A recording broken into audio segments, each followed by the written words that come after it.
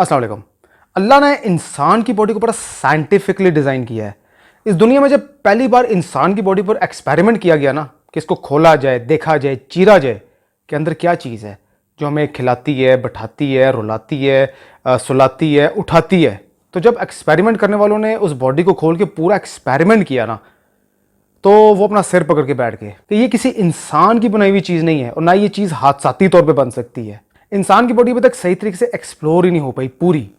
देखिए, अल्लाह ने हमारी बॉडी को कितना ज़बरदस्त डिज़ाइन किया है कि जब मुझे पहली बार एक चीज़ पता लगी ना, तो मैंने उसका मजाक उड़ाया और मैंने यकीन नहीं किया, लेकिन ये बात सच थी। वो बात क्या थी कि अगर इंसान की बॉडी को खोला जाए और उसके अंदर से जितनी उसकी वेन्स हैं, नाड़ें हैं, उसको निकाला जाए और उसको रस्सी बनाया जाए और एक इंसान लेके उसको चले और पूरी दुनिया का चक्कर लगाने निकले। अगर मैं यहाँ बैठा हूँ तो मैं पूरी दुनिया का चक्कर लगा के दोबारा इधर आके बैठूँ तो पूरी दुनिया का 1.5 चक्कर लगाएगा तो वो वेन्स उसकी ख़त्म होंगी। अभी आपको बात समझ में नहीं आई। ये बात 2 बार सुनने से आपको समझ में आती है।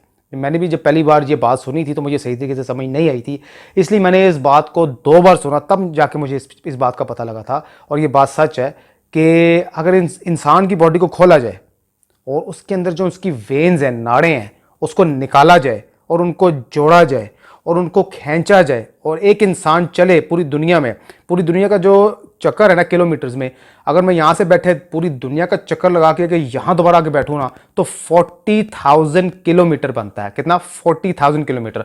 तो एक इंसान अगर निकलता है और चक्कर लगाता है उस वेन्स को लेकर हाथ में पकड़ के, पूरी दुनिया का 1.5 चक्कर लगाएगा तो वो वेन्स खत्म होगी। कईयों का ये मानना है, कई साइंटिस्ट ये कहते हैं कि 2 चक्कर लगाएंगे तो वो होगी, लेकिन वो बात थोड़ी ज़्यादा हो जाती है। लेकिन ज़्यादा फिर भी नहीं होती, 1.5 चक्कर भी बहुत ज़्यादा है। अगर आम इंसान की ये बात समझ में नहीं आती कि इंसान की बॉडी में सिर्फ एक ऐसी चीज़ है कि उसको निकाला जाए वेन्स को और पूरी दुनिया का अगर चक्कर लगाया जाए, 1.5 चक्कर लगाओगे तब जाके वो वेन्स खत्म होगी। मतलब कि इतनी एक छोटी सी चीज़ है, छोटी तो नहीं है तो बहुत बड़ी चीज़, लेकिन अगर पूरी बॉडी को डिस्कवर किया जाए, आप अगर सेल को ले लें, हमारे जो सेल्स हैं उसके अंदर न्यूट्रॉन है, प्रोटॉन है, फिर 10,000 गुना ज़्यादा छोटे उसके अंदर एस्ट्रॉन है। एनीवे, बताने का मकसद सिर्फ ये था कि अल्लाह ने हमारी बॉडी कितनी ज़बरदस्त और साइंटिफिकली डिज़ाइन की हुई है। तो कुछ भी करने से पहले इस बॉडी के डिज़ाइन को समझना बहुत ज़रूरी है। So come to the point, why you are not losing weight. Reason number 1, आप सीरियस नहीं है। रीज़न नंबर 2, आपके घर में जो भी बनता है आप कभी कभी वो भी खा लेते हैं अपनी ज़ुबान का जायका चेंज करने के लिए। रीज़न नंबर 3, फिर बोलूँगा, आप चाय में चीनी का इस्तेमाल करते हैं।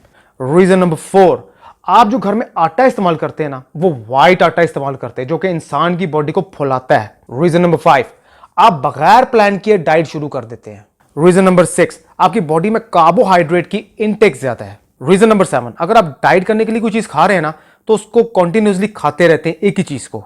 अगर आप बॉइल्ड वेजिटेबल खा रहे हैं तो बॉइल्ड वेजिटेबल खाते रहते हैं, और अगर आप बॉइल्ड चिकन खा रहे हैं तो बॉइल्ड चिकन ही खाते रहते हैं। शुरू में जब आप डाइटिंग करते हैं ना, तो आपका वजन बड़ी तेजी से नीचे की तरफ आता है, लेकिन एक स्टेज पर आकर रुक जाता है। वजह, आप जब एक ही चीज़ खा रहे होते हैं ना, तो आपका मेटाबॉलिज्म स्लो होना शुरू हो जाता है। उसको फास्ट करने के लिए आपको डिफरेंट मील्स का इस्तेमाल करना पड़ता है। मिसाल के तौर पे, एक दिन आप बॉइल्ड वेजिटेबल खा लें, एक दिन आप बॉइल्ड चिकन खा लें, और एक दिन आप बॉइल्ड से रिलेटेड या स्टीम से रिलेटेड कोई भी चीज़ खा लें। इस तरह 7 दिनों में आपने मुख्तलिफ मील्स खानी है। अगर आप एक ही चीज़ लगातार खाते रहेंगे ना, तो आपका मेटाबॉलिज्म स्लो हो जाएगा, तो आपका वेट लॉस होना बंद हो जाएगा। स्लो नहीं होगा, बंद हो जाएगा। इसलिए डाइट से रिलेटेड जो चीज़ें जो बॉइल्ड हैं, जो स्टीम है, उसको आप मील्स को चेंज करते रहें ताकि आपका जो स्टमक है वो भी बोर ना हो। इसके अलावा कोई मिथ नहीं है, कोई साइंस नहीं है। हाँ, अगर किसी को कोई बीमारी है तो सबसे पहले अपने डॉक्टर से कंसल्ट करे, बजाय कि घरेलू टोटके आजमाए। मैं नेचुरल सोर्स के बारे में बता रहा हूं जो कि 90% लोगों पे अप्लाई होता है। बहरहाल, ऐसे लोगों को समझ आ गई होगी मेरी बात की कि जिनका वेट लॉस की तरफ है और उनका वेट लॉस होना बंद क्यों हो जाता है, वो स्लो क्यों हो जाता है। देखिए, अच्छी फिटनेस की इंफॉर्मेशन के लिए और तगड़ी इंफॉर्मेशन के लिए मेरे चैनल को सब्सक्राइब कीजिए। बेफिक्र हो जाए, ये बिल्कुल फ्री है। अब तक के लिए इतना ही। अल्लाह हाफ़िज़।